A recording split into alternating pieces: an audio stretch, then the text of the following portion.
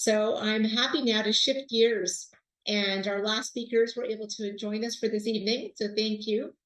So I'm proud to introduce Jeff McIntyre and Heather Watson. So Jeff McIntyre is the former NASH director for the Global Liver Institute, who is now vice president of liver health programs at the Global Liver Institute, and he oversees specific areas of liver health, including liver cancer, pediatric and rare liver disease, and NAFLD and NASH. So he is here with us tonight, as is Heather Watson, who is a former patient who was diagnosed with NASH in 2016, who required a liver transplant at the age of 42. So Heather, it's like people like you that we're trying to identify and serve better and do a better job. So thank you for coming tonight and sharing with us your perspectives. Excellent. Thank you, Dr. Josie. As we mentioned, my name is Jeff McIntyre, and I am the Vice President for Liver Health Programs with the Global Liver Institute, headquartered in Washington, D.C. And I am so pleased and so happy to be joined by Heather Watson. Heather, good to see you again. How are you? Nice to see you. I'm pretty good. Good. I want to give a quick shout out to Michael and the Fatty Liver Alliance team for bringing everybody together here and for allowing the patients, as always, to have the last word on the conference, and for the great need that we have for talking more about primary care in NAFLD and NASH. Let's talk about your story a little bit, Heather. I'm familiar with it. You and I certainly have had a couple of different points of contact. Take me back to kind of what your experience with liver disease has been. Kind of how did you get started in this? Yeah, so my experience started almost when I was turning 40. You know, leading up to my 40th birthday, I thought I was feeling tired and pretty much exhausted and just not well overall. And I used to joke with my husband that, you know, I wasn't quite 40 yet, and this is what 40 felt like. I definitely was not going to make it to 50. I used to laugh and joke and say, like, I'm dying, like I don't understand what's going on. And one day I actually ended up with a gallbladder attack and ended up being admitted to have my gallbladder removed. And they couldn't do the surgery because my INR was quite high. So, you know, they admitted me, and it was 6 days of test after test, you know, and assumptions that I was drinking, even though I was overweight, that they sort of determined at that point that it was actually my liver that was the problem. And at that time, my pancreas was enlarged, my spleen was enlarged, my gallbladder was not okay. And I figured out that I actually felt like I was dying for a real reason, not just running around being a almost 40-year-old mom.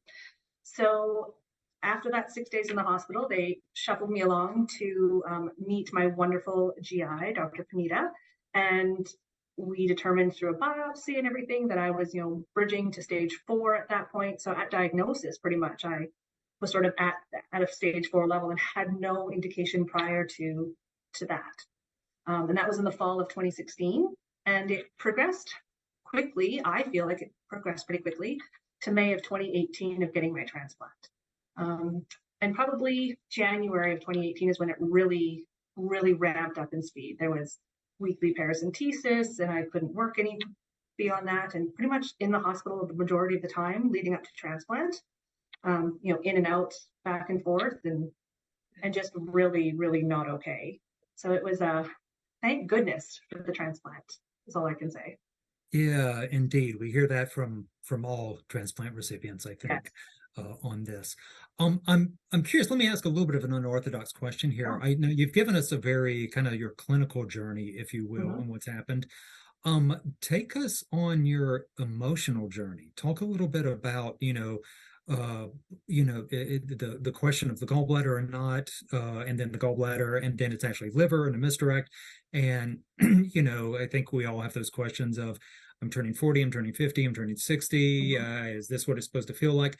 Take me a little bit, take us through your emotional journey as a mother, as a wife, as a woman, as just a human being, as a patient. Tell us a little bit of the same story, but tell us your emotional journey through that. You know, it was pretty hard. My own mother had passed away when she was 43 of cancer. And so at the same sort of area in my life with kids about the same age that I was. Here I was faced with my own sort of life altering decision. Was I going to make it, or was I going to be like my own mom and leave my own children? So it was very parallel for a lot, and it was really hard for me in that time. I really struggled with the amount of work, child raising, as well as being sick. I think back in the 2 days after my transplant, the doctors were coming in doing rounds and talking to me, but I had to say, hold on a minute, I'm ordering groceries for my family. I was like online ordering for Save On Food so that they could still get groceries, because it actually doesn't stop. So, I mean, literally, even if you're in the hospital hooked up to stuff, you're still being a parent, you're still being a wife, you're still doing all of those things, paying bills from the hospital bed. But it was very terrifying. But I think that for everybody, and maybe a little bit more specifically women, we tend to just put our own needs aside. So even though I had been feeling really bad for a very long time, being overweight my whole life, I sort of, the general statement, if I said I don't feel well to my doctor, was, you need to lose some weight. You'll feel fine if you lose some weight. But there was nothing really further beyond that. And as any chronically overweight person will tell you, we've done a million diets. I have done Weight Watchers. I started when I was 10 in a Weight Watchers program and lost 30 pounds in 3 months, which is so unhealthy for a 10-year-old. But I did it with my mom, and she was trying to have me avoid her pitfalls. So I mean, I started at an early age with back and forth dieting. Jenny Craig, my mom did, Nutrisystem. Like, we are a dieting family. So if there's anything I know how to do, it's lose weight and then gain it back rapidly. So I'm a pro at that. So you just sort of put your own needs aside. I knew I was going to be told to lose weight, so why would I even go? And you just sort of heap that sort of shame and blame and on yourself and struggle along through it until your body says you can't anymore. So tell us, if you would, tell us a little bit about this shame thing in here, because I think we find so often that liver patients are hit with this stigma is often talked about, but we never really dive into the details of it very much. It's just kind of acknowledged, and it's a shame people feel shame, or shame that people feel difficulties about their weight, or about it being associated with alcohol related disease. Talk about the shame a little bit in this. How did it impact you? How did it impact your treatment, your behavior, etc.? Yeah, so when I was first diagnosed, I think I sort of had the same bias a little bit. I would say, I have liver disease, but it's not from drinking. Like, I wanted to run around with a disclaimer following me that I'm not a drinker. I literally am. I maybe have had, I can't tell you the last time I've ever had a drink. So, but if you ask me about the amount of Coke I've drank or the potato chips I've eaten, now that's a completely different story.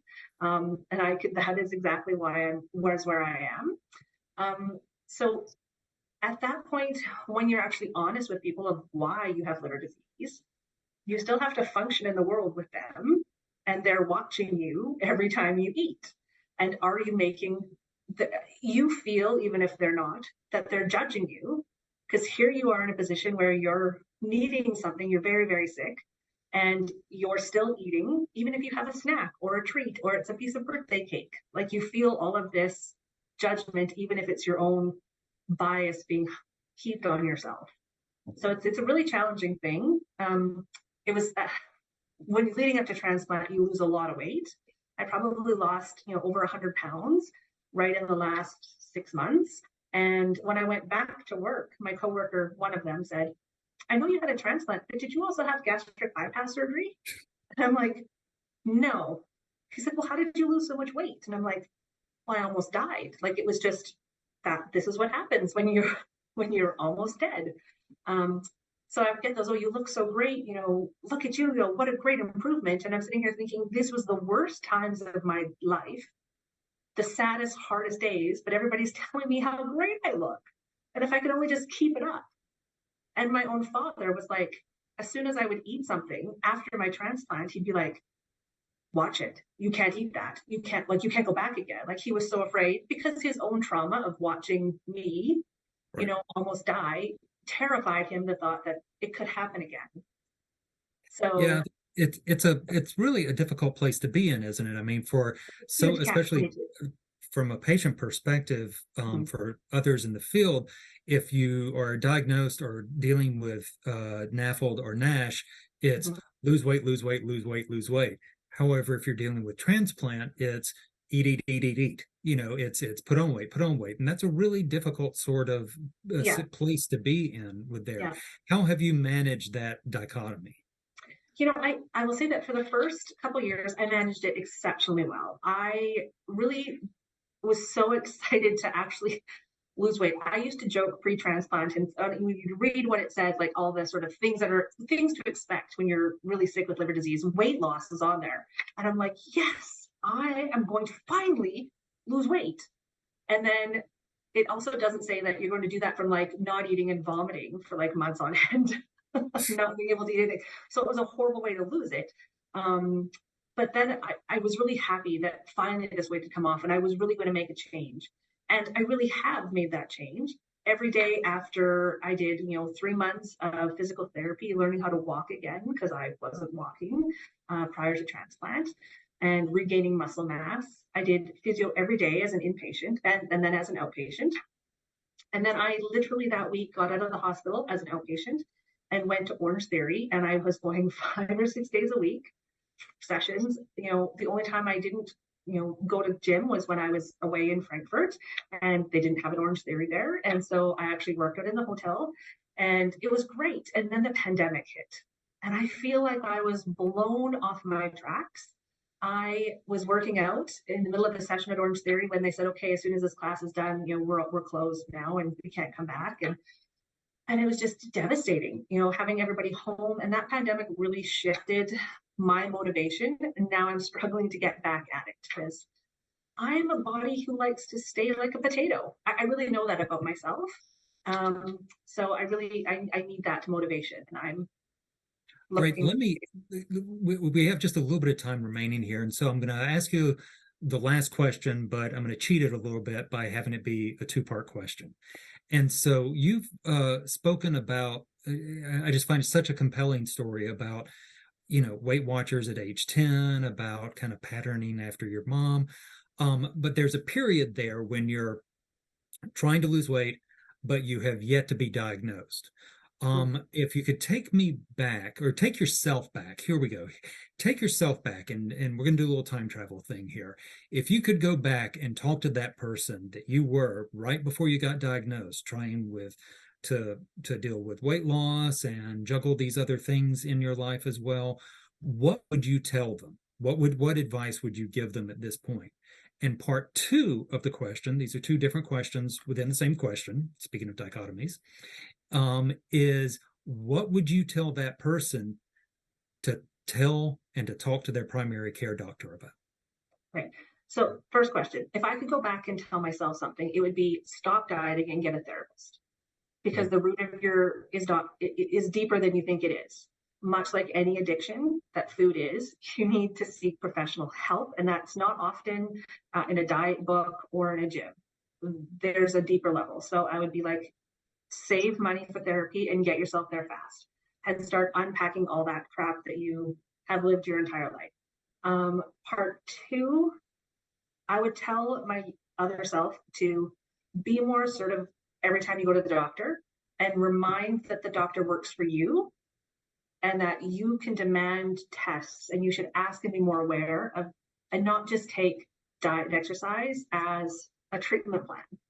That I should ask for blood work, I should ask for other testing, I should understand how that anybody should understand how their blood work, what they're actually looking for, and what those mean, what those numbers mean. So taking that ownership. I mean, quite often people understand what's going on with their car when it breaks down, but we have no concept of what is going on with our blood work. We just don't. And sometimes it's very difficult, but those would be the two things I would tell myself. Get a therapist and take better care and ask more questions of your primary caregiver. I'm going to forgive myself and I'm going to ask you one last question here. As a liver transplant recipient, we, at least in the West, are coming up on the holidays, in the midst of them here as well. Tell me something that you're looking forward to. Oh, shortbread cookies. Not even that. I only make them one time a year because literally it's a pound of butter. And then I only eat like 3 because then I don't feel so bad. And then I give them all away the day I make them. But that is, I live every year for a shortbread cookie. I love it. I love food, but I've learned to have a healthier relationship with it. Excellent. So, Well, once again, Heather, thank you so much. Thank you for your willingness to share your story. There is great insight that 1,000 pharmaceutical surveys would never reveal in this quick 20-minute conversation. And we so appreciate it. And our hearts and support are with you in your journey and your liver as well. yeah. And another shout out to Michael and the Fatty Liver Alliance for this great, very important meeting. I hope it is the first of several talking about the liver and NAFLD and NASH in primary care. Back Thank to you very much. All right, thank you. That was wonderful to hear from both your perspectives and the journey you've shared with all of us. I know that's heartfelt, and I'm looking forward to you celebrating with your shortbread cookies as well. And but the stigma of shame is something I think that is something very important that we all need to hear, and how to manage those issues better with our patients. So wishing you all the best of luck in the future. Okay, I'll hand it back over now to Mike. Mike? No, we can't hear you. I think you're muted. Somebody had to do that tonight, didn't they?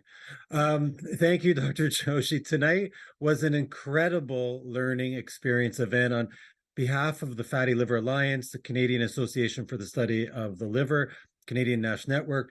Thank you to our delegates, our expert panel of national and international speakers, our moderators, our scientific committee, and Novo Nordisk as our gold sponsor, Pfizer as our silver sponsor, Merck for their friend level sponsorship. This event could only happen with their generous support. We look forward to seeing you all next year in person for our 2023 event. Thank you so much for coming tonight. Thank you. Good night.